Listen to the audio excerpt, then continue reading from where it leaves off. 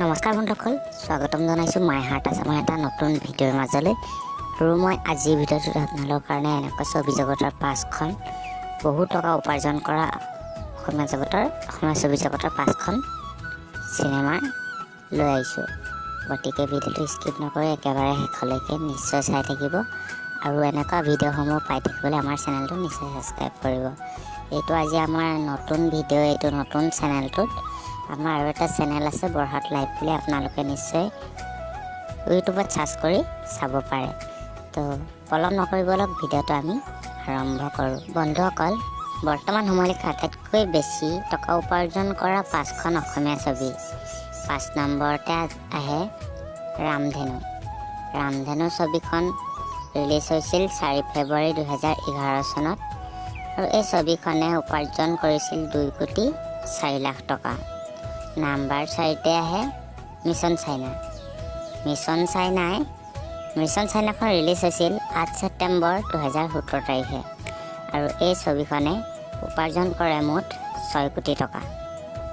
3 নম্বৰতে আহে আমাৰ ডক্টৰ বেজবৰুৱা। কিছুদিন পূৰ্বেই অসমীয়া ছবি জগতত মুক্তি পাইছিল 3 ফেব্ৰুৱাৰী 2023 তাৰিখে আৰু এই ছবিখনে উপাৰ্জন কৰে মুঠ 6 কোটি 91 লাখ টকা। 2 নম্বৰতে আহে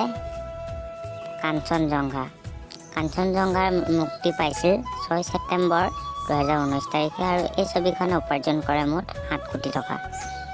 1 নম্বৰতে আহে ৰত্নাকৰ ছবিখন ৰিলিজ হৈছিল 11 অক্টোবৰ 2019 তাৰিখে আৰু এই ছবিখনে মুঠ টকা উপাৰ্জন কৰে 10 কোটি। তো বন্ধুসকল, আজিৰ ভিডিঅ'টো ইমানেই আছিল। ভিডিঅ'টো চাই কেনে পালে কমেণ্ট বক্সত নিশ্চয় জনাব আৰু ভিডিঅ'টো যদি চাই ভাল লাগিলে আমাৰ চেনেলটো ছাবস্ক্ৰাইব কৰি বেল নটিফিকেশ্যনটো অলপ দবাই থৈ দিব আৰু ভিডিঅ'টোত এটা লাইক কৰি দিব।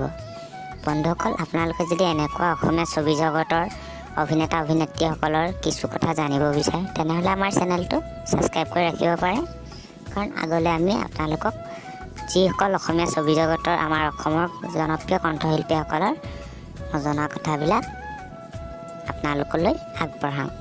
তো আজি ভিডিঅ'টো ইমানেই আছিল। Bye bye.